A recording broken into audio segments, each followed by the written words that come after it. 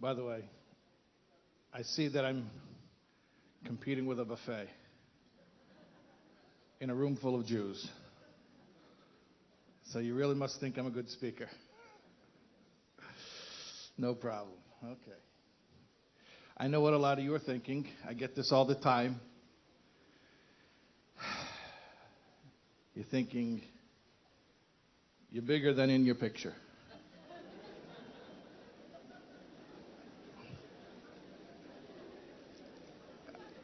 I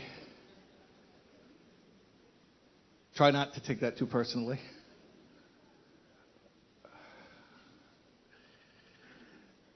Thank you for inviting me also to England on July 4th. I don't know if you're all familiar with... By the way, I'm American. Can you tell from my accent? No, but you can tell because I'm bigger than in my picture. So thank you for inviting me on American Independence Day to England. It's very nice and ironic to be here. An Englishman told me recently, he said, "What's the difference between Americans and a cup of yogurt?" And he said, "If you leave a cup of yogurt alone for 300 years, it'll develop a culture."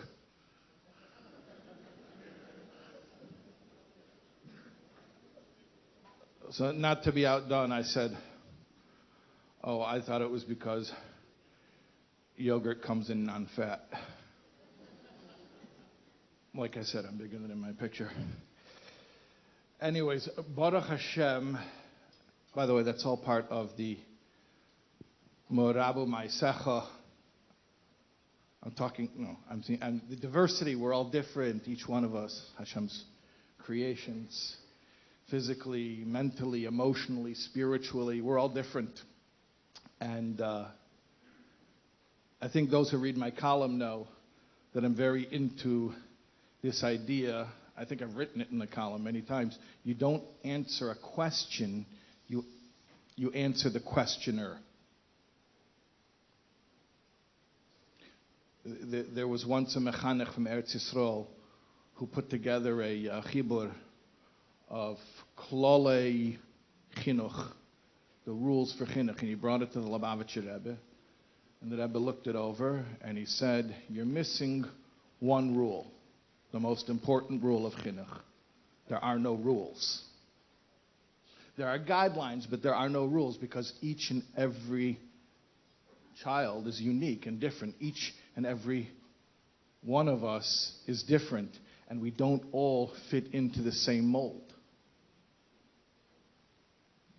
Which is part of why I'm especially honored and feel privileged to be at this event for Legadol, and I'm grateful that I was invited to address all of you and to be part of celebrating the work of an organization that allows each individual child to thrive.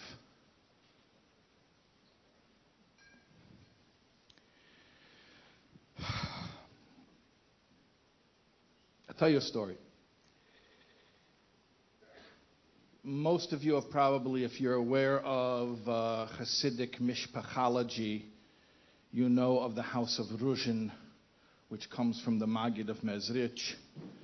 One of the dynasties that comes from Ruzhin is a Chassidus called Husyatn, and it's named after a town in the Ukraine.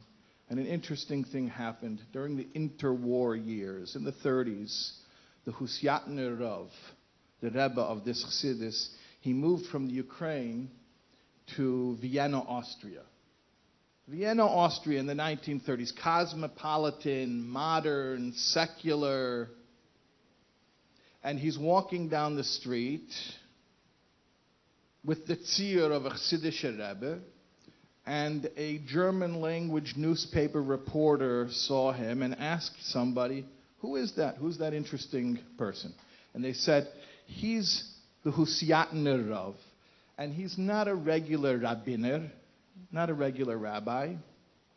He's a wunder rabbiner. He's a wonder rabbi." The reporter says, "Well, I've never met a wunder rabbiner, a wonder rabbi. I would like to make his acquaintance. So it was arranged. And the reporter met with the Husyat Rav. And he said, I hear that you are a Wunder Rabbiner. Pray tell, what is a Wunder Rabbiner, a wonder rabbi? So the Husyat Rav said like this. You know, you have a regular rabbi, congregational rabbi, and he controls a synagogue. Then a little bigger than that, you have a Shtat Rav, a city rabbi. He controls a whole city. Bigger than that, you have a chief rabbi. He controls a whole country. And then you have a Wunder Rabbiner, a wonder rabbi. He controls himself.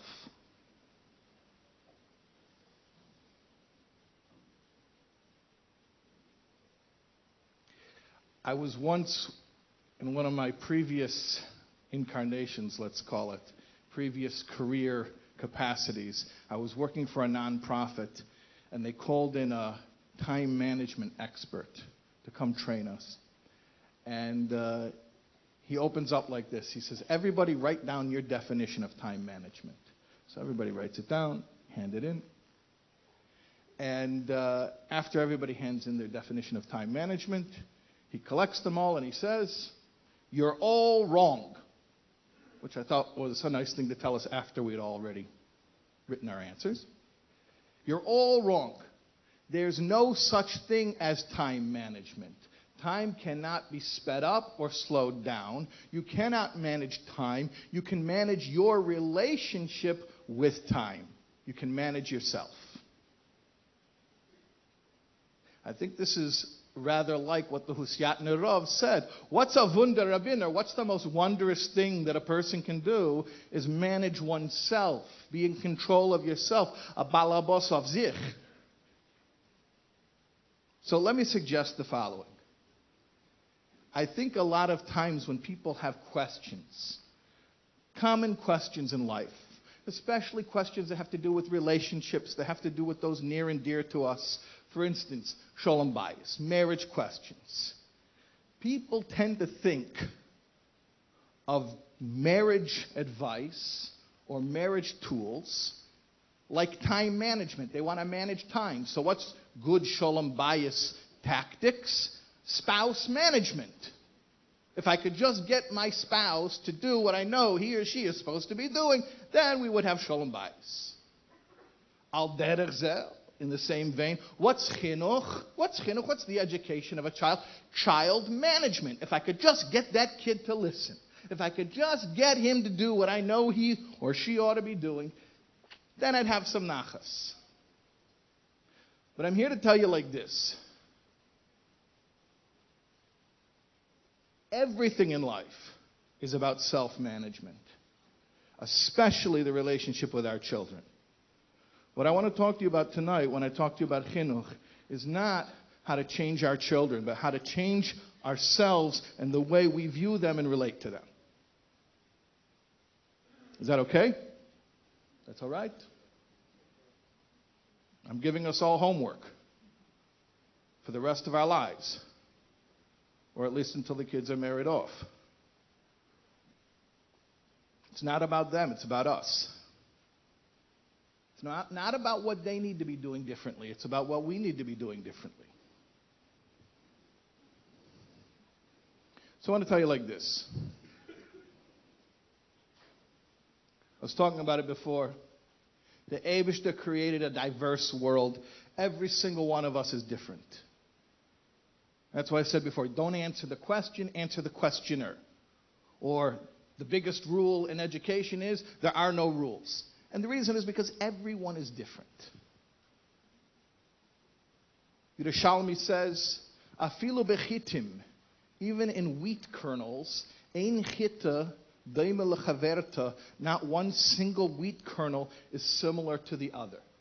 Every single wheat kernel looks different than every other wheat kernel in the whole world. Says the Yerushalmi, why? Al achas kama v'kama b'vnei odem. that if in wheat kernels every single one of them is special and unique, how much more so human beings? Rav Dessler said, every single child is a Metzuyon in something. In something. If you knew that your child was the next Gadol Ador, you would do everything to give them the opportunities to develop their skills and their aptitude in Limud Torah. What I want to tell you is, every single child, every boy, every girl is the next Gadol Hador in their inyan, in their chelik, in their special mission for which their soul came to this world. But we as parents have to have harchoves hamoichin, not klein kappeldickheit, but a wide look to be able to see where each child can succeed. They tell a story. They say this a lot in Bnei Brak. Not that I hang out so much in Bnei Brak, but these are the stories that I hear. That a father came to the Chazon Ish and he complained that he has a son who's not a lamdan. And he's concerned, what's going to be the future for this boy? Because the father was a Greis lamdan, a big Talmid Chacham, and the son, he didn't see that he had that type of capacity. So the Chazon Ish said, okay, so there are other things to focus on. How about Bekiyas? And the father said, Bekiyas, what about Lomdus? Chazon Ish said, if this child has a chush in Bekiyas, develop his Bekiyas. And everybody knows that son was Reb Chaim. The father was the stipler and the son was Reb Chaim. And he became one of the greatest, if not greatest, Bekiyim, as far as breadth, encyclopedic knowledge, that any of us alive have ever seen. But that took the vision of somebody who didn't tell this father to persist on the path that the father had in mind, but to develop the underlying talents that the child already had. A story came out recently. People started telling after the Petira of Rav Steinman about a young man. It's also a story from Bnei Brak. Family from Bnei Brak. The boy went off the derech, completely secular. And he moved in with his secular cousins. And he got to a point where he was engaged to a non-Jewish girl. He told his cousins, who were quite secular, but even for them that was too much to take. They said, go back to your father in Bnei Brak and tell him what you're doing. So the boy came home for Shabbos. He didn't make any pretenses about it. He was openly Mechal Shabbos. You can imagine the pain of the father who just stood by. He didn't try to intervene. He understood that it was too far gone for that, to take that musar. And so the boy would stand out on the porch and smoke a cigarette, sit on the couch and play with his phone. But then something happened. Shabbos day, the father says, just off the cuff, he says to the son, I'm going to Rav Steinman's shir. Maybe you would like to come with. Random shot in the dark, but maybe you'd like to come with. And this boy, who is completely away from Yiddishkeit, Mechal Shabbos, engaged to a non-Jewish girl, says to his father, sure, why not? So he comes to the shir. After the shir, the father brings the boy up to Rav Steinman and explains the boy's matzah. Rav Steinman asks him, how long have you been Mechal Shabbos? He says, about 2 years. Rav Steinman says, in those 2 years, did you ever have a hir or tshuva? Did you ever think maybe about repenting? He says, yeah, maybe Few times. How many times? 4 times. And each time, how long did it last? 10 minutes. So Rav Steinman says, so in the past 2 years, for 40 minutes, you were b'mokim shabalei tshuva ein dim afilo tzadikim gemorim einem yechelin lamed bei. You were standing in a place that I can't reach. This shook the boy to the core. He couldn't forget this. After that Shabbos, slowly but surely, he began to come back. After the fact, after he came back to a life of Yiddishkeit, his father asked him, he says, you know, I always wondered, why in the world did you agree to come with me? I'm glad that you did, but why? Why did you agree to come to the shir? You weren't frum b'chlal. Why were you coming? The boy says, I'll tell you why. When I was a little boy in Cheder, when I was in Kita Daled, we finished learning our Mishnah, and they brought us to the Gadol Ader for a farher. They brought us to Rav Steinman. He should farher us. And I understood that the point was that he should ask easy questions, that we should all be able to get it right. And he asked my first friend a question. He answered, he got it right. He asked my second friend a question. Obviously, you understand, for me, this is incredible anxiety because I was never good in school. Knowing that I'm going to be called on was always my greatest dread. And I'm sitting there with the Gadol Ader, and I know my question is coming up. And finally, inevitably, he calls on me, and he asks me a question about the Mishnah that we just finished learning. And I answer, and I get it wrong. Rav Steinman asks me another question, and I realize that it's supposed to be easier, even easier than the easy question he asked at first. And I answer it, and I get it wrong. He asks me a third question, an even easier question. It's the easiest question. I see my friends rolling their eyes. It's that easy. And I answer it, and I get it wrong. And it's the humiliation, it's the hurt, the embarrassment, the shame. And then I watch all my friends walk one by one out of the classroom, and then Rav Steinman gives each one of them a candy for the faher. And I was the last one out of the room. He calls me back, and he says, in Torah, we judge by yagia, by effort. Everyone put forth the effort of answering one question. Therefore, they received each one candy. You put forth the yagia, the effort of answering 3 questions. Therefore, you get 3 candies. And Rav Steinman proceeded to give the boy 3 candies, which he placed in his hand. I mean, right before I came up here, Rabbi Arya was mentioning why Yidden are called Yisrael. Yisrael is Kasarisa, because you struggled, you toiled, Imanoshim v'melakim, with men and with angels, v'tuchel, and you were able, you overcame, you prevailed. Why are we named after the struggle part, not about the victory part? But exactly, that's the point. The Yid is one who struggles. Or like the Gemara says, one who learns his lesson 100 times, and one who learns it 101 times. Why? Because that extra one time is yagia. It's toil. It's out of the comfort zone. And the Kotzker says, what's the meya ve'echod? Shema Yisrael Hashem Elokeinu Hashem echod. If you're a masmid beteva, you have zitzfleish. You were blessed with a good head. You were blessed to be able to sit and learn. So learning meya pomim, to do your lesson 100 times, nishkin kunz.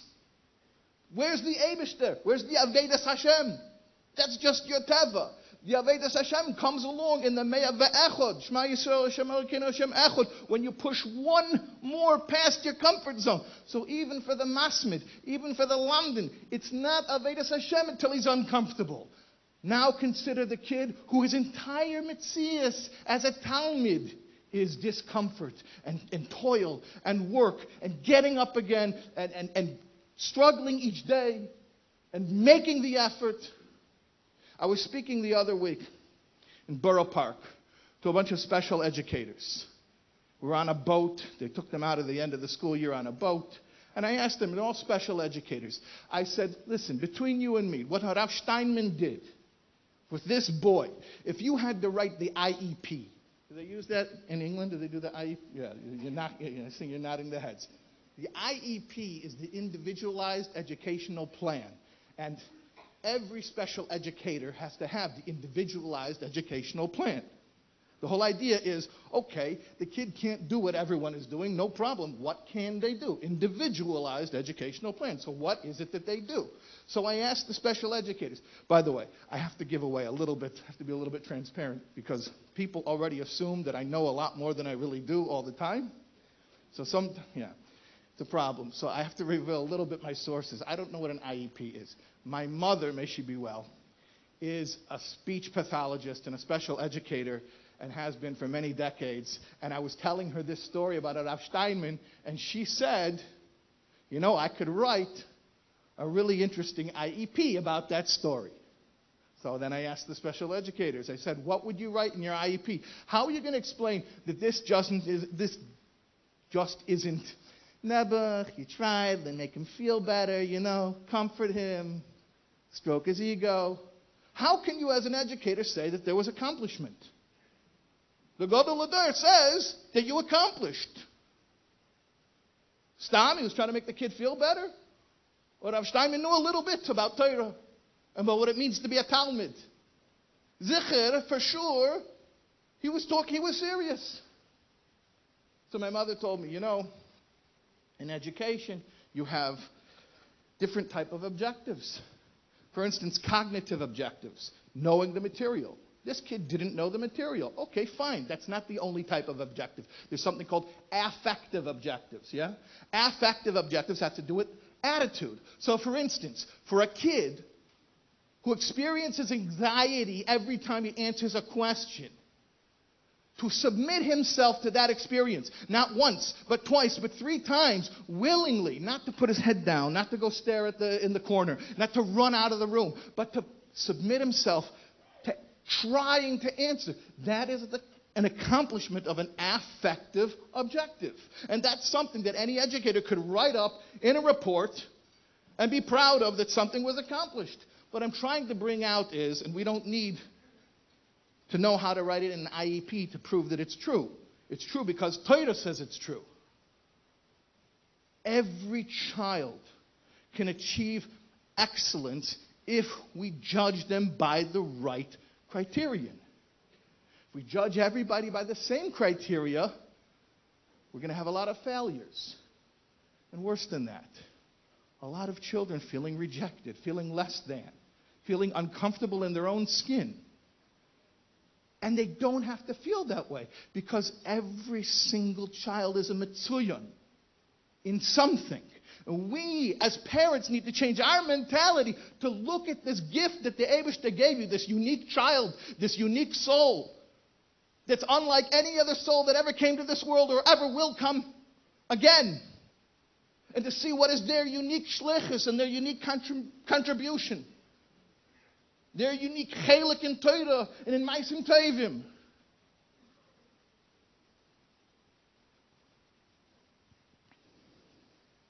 So this is what I want to talk about. How to see the greatness, the uniqueness in each child. Because it's there. It's there. Hashem does not create redundancy. Afilu bechitim ein chita deime lechaverta.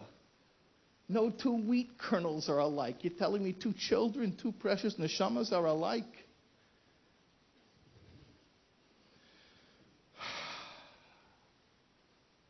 The Gemara says Gemara in Brachos. The Kemei she'ein partzufei seyem shel b'nei adam shaves. Just like no two people have the exact same face. Ein de'eseyem shel b'nei adam shaves. So too, no two people have the exact same mind.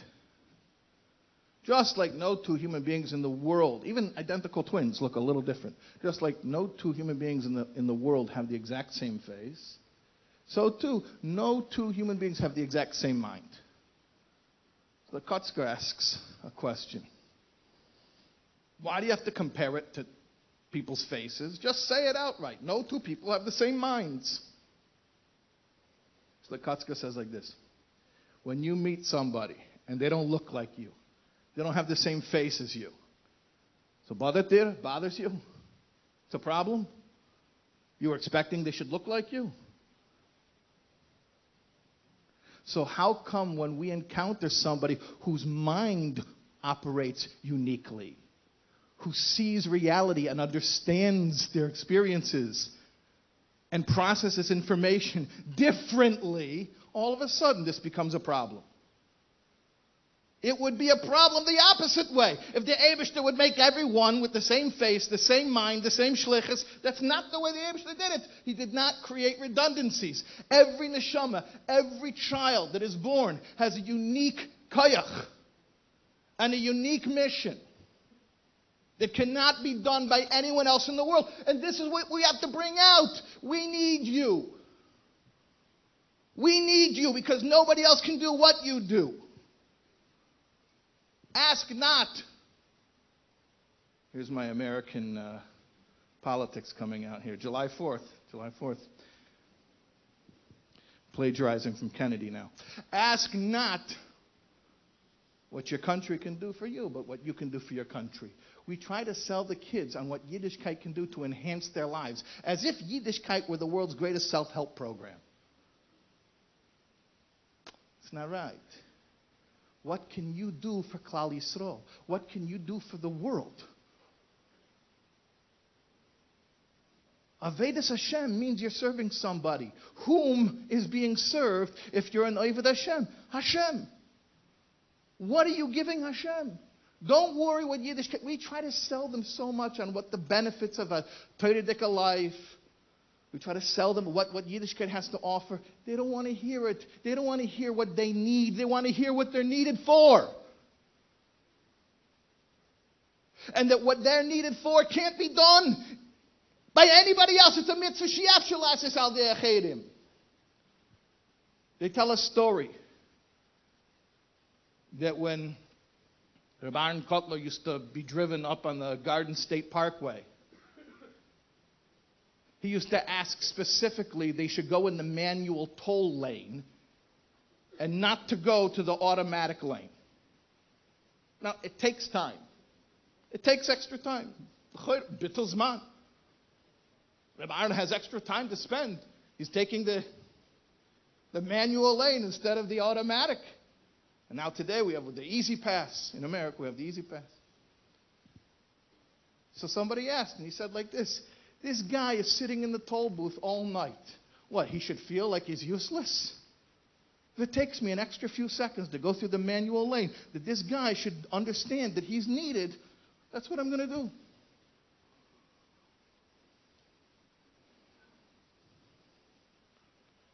Zamaisa happened in Yerushalayim. There was a family had a child with special needs, severe special needs. And they felt the best thing for him would be to live away from home. And there was an institution that they were looking into. And but they were torn about it because they weren't sure if the ruchnius would be up to par.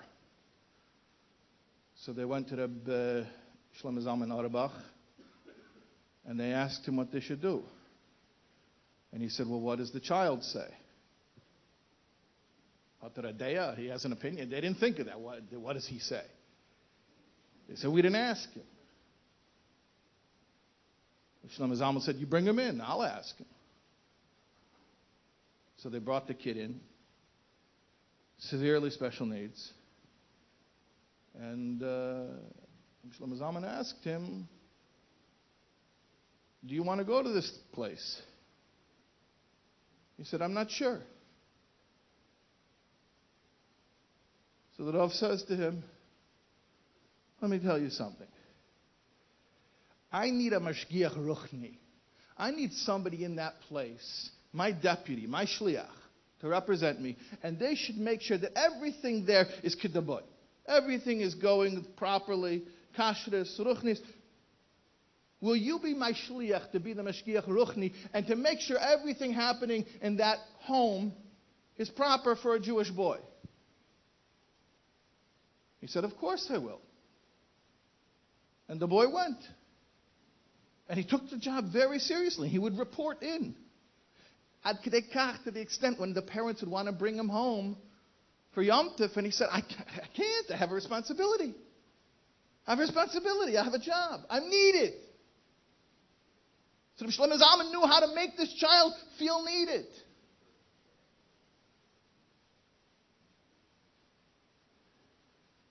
And I want to tell you something. In this world today, if you're not the one who makes your child feel needed, there's somebody else who will. And you don't necessarily get to pick who that is. Every child has a special shlichus that is unlike anyone else's shlichus in the world. That's why every child was given unique koiches, mentally, emotionally, spiritually, that nobody else has. We are all indispensable. I'll tell you a story. There was a certain tekufa, a certain period where there was a very strange fellow who used to come to the Fabrengens at 770. It was in the 80s. There was a guy dressed differently than everybody else. He used to wear a windbreaker and a bucket hat. And he was dressed like a gym coach. And he would stand up on the bleachers and he would cheer. He'd pump his fists and he would cheer as if he were coaching a team. And they used to call him the coach. All the Chassidim called him the coach. Now, what a lot of people didn't know was that he really was a coach.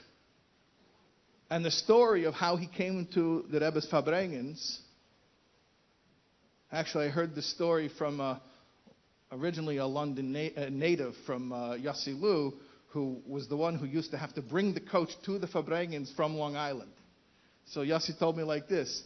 This guy, the coach, he was the coach of the Harlem Globetrotters basketball team. Oh, by the way, good luck in the World Cup. I'm mentioning basketball, I figure, a little, what do you guys call it? Football. Yeah? Okay, good luck against Sweden. Yeah! On Shabbos. Nobody better know the score at Shalosh Shudas, I'm telling you that. That's strictly Malava Malka information. I don't want you stopping non-Jews on the street. Excuse me, sir.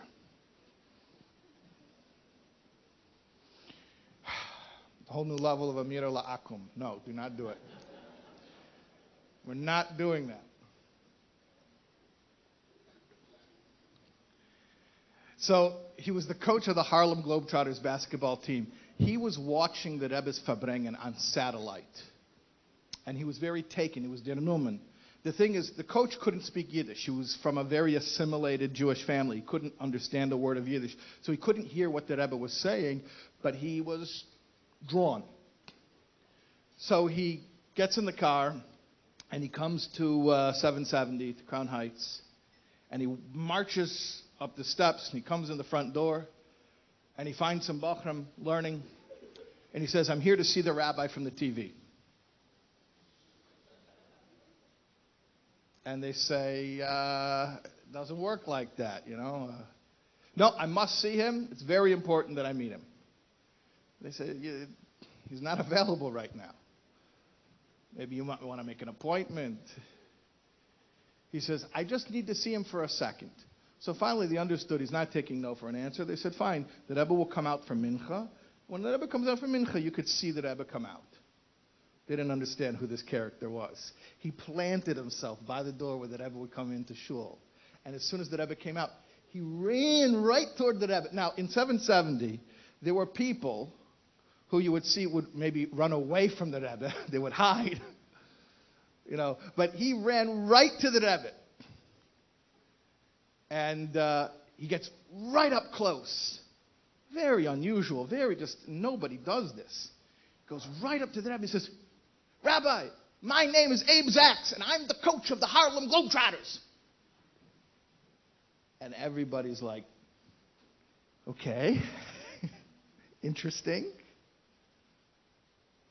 Just not a normal sight for 770. Even for 770.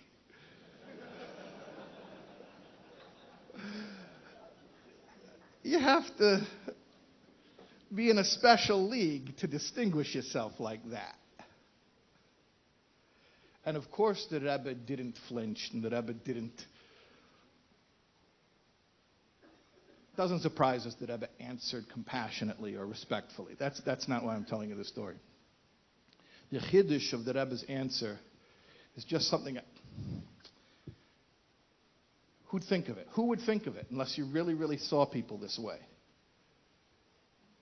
The Rebbe looks at this fellow. Without missing a beat, the Rebbe says, good, I need a coach, and keeps walking to Mincha. You see what the Rebbe did there? You see what he did? If you would take the Chevra at the Fabrengens, 3 a.m, after the Rebbe finishes Fabreng, and you would say to them, guys, listen, what could we do? What could we add? Something new we could introduce to the Fabrengens that would take us to the next level. What do you think we could do? I promise you, nobody in a million years was going to say, well, let's get a basketball coach with a bucket hat to stand on the bleachers and pump his fist and cheer us like we're at a sports game. Nobody thought that's what we need. And yet this Chevraman shows up in 770, and the Rebbe says to him, like almost, I don't want to say, but yeah, almost annoyed, like, where have you been till now? You're the coach? Then how are we getting by without you? See, that's the difference between tolerance and interdependence. Tolerance means no one wants to be tolerated. You want to be tolerated? Okay, I guess it's fine. Come on in. We'll make room for you.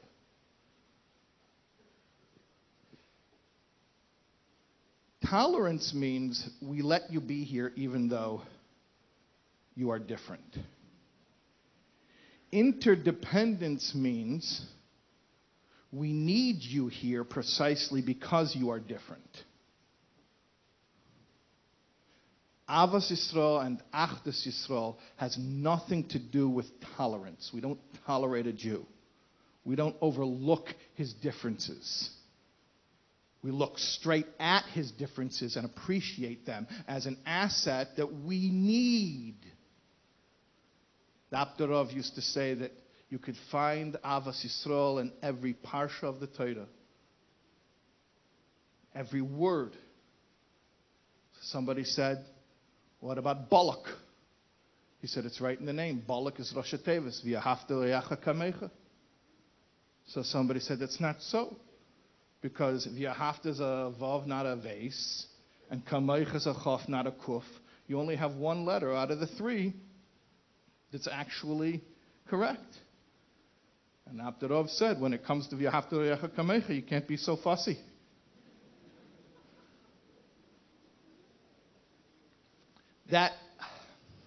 That's one level. One level is you're different, you're quirky, but I'll look past it.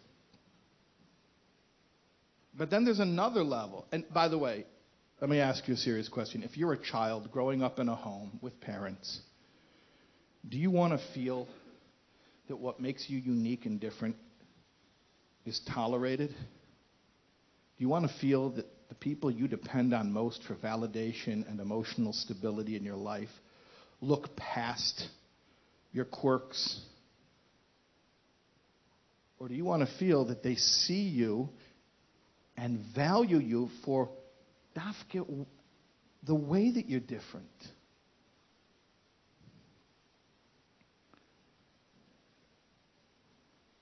Even the wheat kernels are not identical. How much more so human beings, precious children? And not just because diversity for the sake of diversity. That's not what it is. This is not diversity for the sake of diversity. That's not a Jewish value. This is diversity for the sake of accomplishing the mission. The mission requires that many different, unique jobs. So if I meet someone who's uniquely abled because they think different or feel different or behave different than all the rest of us, I found my man. I need a coach. You're differently abled. You're my shliach. I'm making you the mashgiach ruchni of the group home. I'm sending you on a mission. I need you. I don't tolerate you. I need you. I don't let you be here. I need you here. Our children need to hear that they are needed here. That we need them. That Yiddishkeit needs them. Klal Yisrael needs them. The world needs them. Mashiach needs them. It's a crazy world out there. But we're not losing our kids to the world. We're depriving the world of our kids. You want to get out of this sick gullus? I know that I do. Those kids of ours who are most susceptible to being subsumed and sucked into the exile, those are our best and our brightest. Those are the ones, and they're all the best and the brightest, every one of them. The ones who are pulled into that world, pulled into the exile, pulled into all that confusion, they're the ones that the Eibishter gave a gift to be able to fight it. We should release them out into the world instead of confining them and telling them to be like one size fits all, one model. The uniquely abled, those who have talents, those who are different. Those are the ones who have special koiches to go out and bring light into the world, bring healing into the world, to put an end to the gullus, to bring geula. We have to recognize their talents and cherish their talents and tell them that we love how different they are.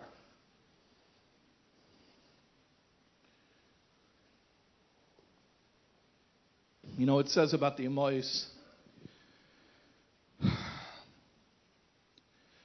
the Eine Leia Rakois, the Rochel Heise, Fas Mara, Fas Toyer. That the eyes of Leah were bleary, but Rochel was beautiful of form and figure. This is a nice way to speak about your mothers. Oh, beruchnius, yeah, it's spiritual. Okay, this is a nice way to speak of your mothers. So Rachel is spiritually and a mikra yetim midei pshutai, also physically. She's the beauty. She's the typical textbook beauty. She is social, and she's a leader, and she just falls into the stream of everything, and she's always the valedictorian, top of the class, and it's easy for her. That's her nature. She's just gifted that way. Yifas mari, yifas toyer. Then you have her older sister. Isn't that the older sister living in the shadow of the successful, cheerful, popular, beautiful younger sister? Eine Leia Rakois. She had bleary eyes. You know what she was? She was not conventional like Rachel. Rachel was your typical beauty. Leah was interesting. That worst of all descriptions that anyone can ever call you. That euphemism that stabs you in the heart. Interesting.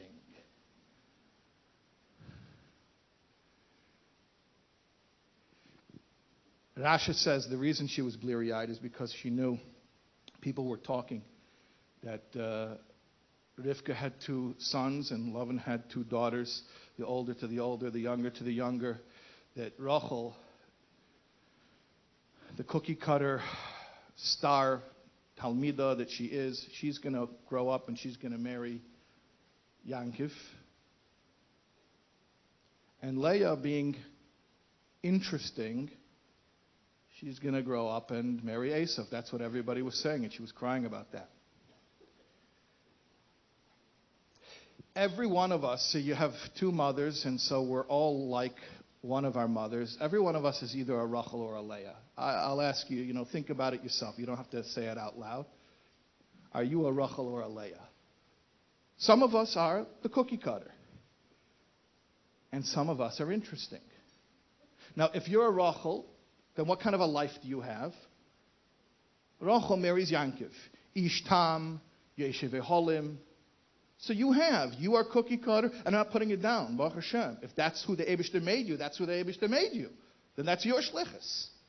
And you have the picture-perfect Jewish life. You marry a Chashav ben Torah. Everything is the way they told you it was going to be when you were a little girl. And if you're Leah, who do you marry? What kind of a life do you have if you're a Leah? You marry an Esav. Ish Yadei Tzayid. Professional. Sounds like he had a job.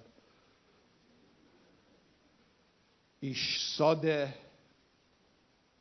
Probably means a blue shirt. And but you're going to say to me, well, that's an einish, that's a punishment. Just because Leah is interesting, now she has to marry Esav HaRasha? So can I share something with you?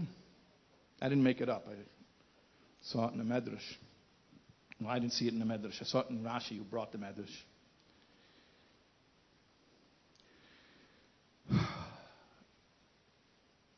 It says about Dinah that she was Bita Ke'ima, mother like daughter. Yitzonis, an outgoing woman. Dinah was like Leah. And that Yankov Avinu was punished for putting Dinah in a box and hiding her from Esav because she had the koyach to transform Esav. He wouldn't have been Esav HaRasha. Esav would have rechanneled all of those koyches all to Kedusha. If he had the right woman in his life, if he were married to Dinah. Or if it wouldn't have been Dinah, Lachatchila, Dinah was the B'diavad. Lachatchila, it could have been Leah, Bita Ima, mother like daughter. Leah was interesting. So she had the koyach, not Rachel. Rachel needed to have the life of being married to a Yankov.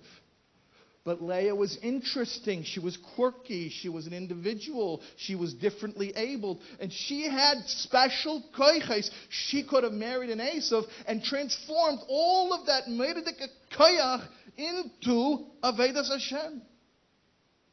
And we know that if Esav would have been ready for Geula, it would have been time for Geula. Because when Yankov Avinu finally finished confronting Esav, he told him, I'll meet you when Mashiach comes.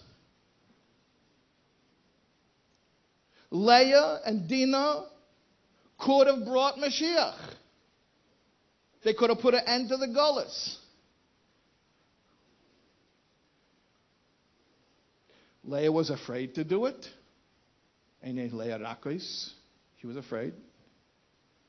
Dinah wasn't allowed to do it. She was put in a box. She was put in a box.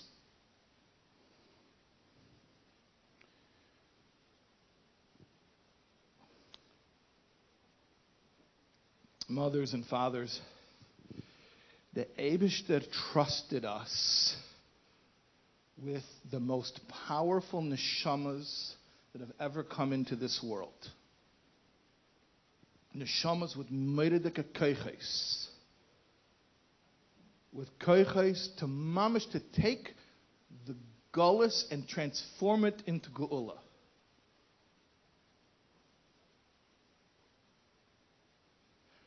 We don't just deprive them of being their true selves. We're depriving the world. We're depriving Kaviyachal. We're depriving the Eibishter. The Eibishter is not sending Mashiach without us. It has to be through us. And he gave us the shluchim. He gave us our children who are the ones who are able to do it. We have a unique door. We have a unique door. The children born today are not like any other children, and they don't live in a world like any other world that other children lived in. And they have unique koiches. It's up to us. And sometimes, by the way, I'm not going to pretend there's not a grieving process that goes on when we have to let go of expectations. But like you may have heard before, expectations are premeditated resentments.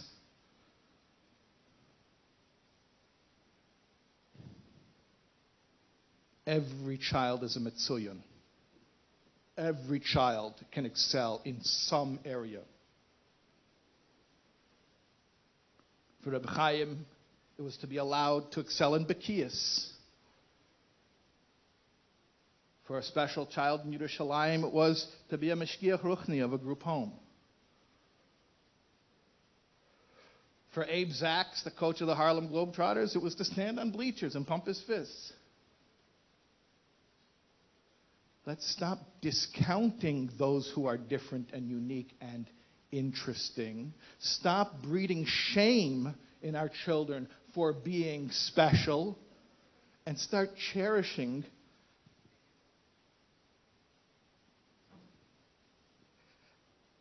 every single child you have is Hashem's only child. And there's no one else like them in the whole world. There's no one else in the whole world like your child, not even your other children. Lo menivra adam yechidi. Why was Adam, the first man, created alone? Lamedcha, to teach us that the Adam is a ilamole, that every individual is a whole universe, is a world.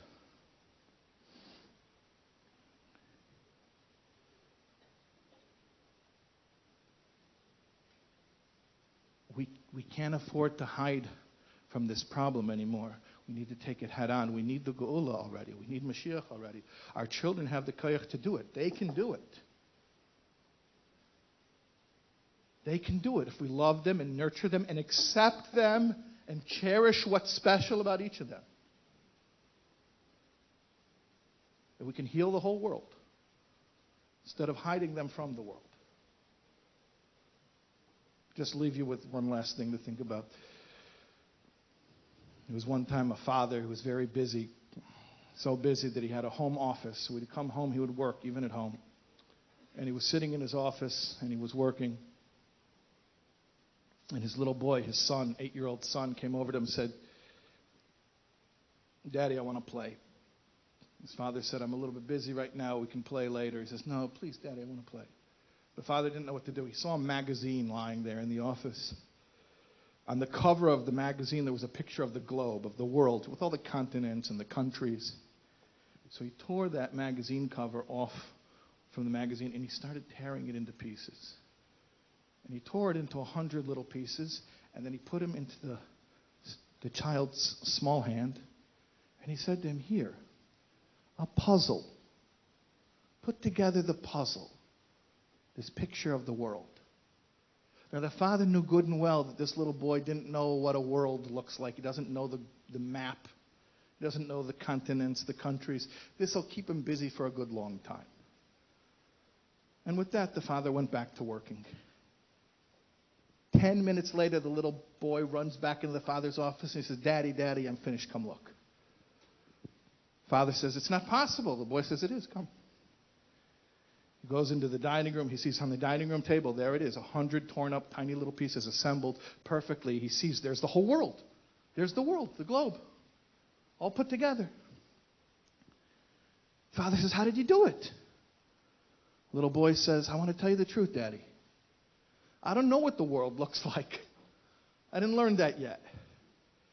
But it was a magazine cover. On the back of the cover, there's the full-page ad. And it had a picture of a man. I don't know what the world looks like, but I know what a man looks like." He lifted up each piece and he turned it around, he showed him the back. He said, I didn't put together the front. I put together the back, and something interesting happens. You put together the man, and the whole world comes into place.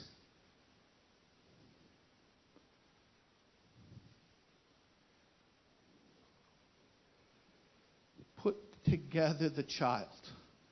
You don't even have to put them together. The Eibishter already gave to you a full, complete, intact, perfect child. Just in your mind, put together the child. See the child. Embrace the child's uniqueness. And the whole world will come together. May it be very, very, very soon. Aidei Bias Mashiach Tzidkenu. B'mheira v'yameinu. Amen.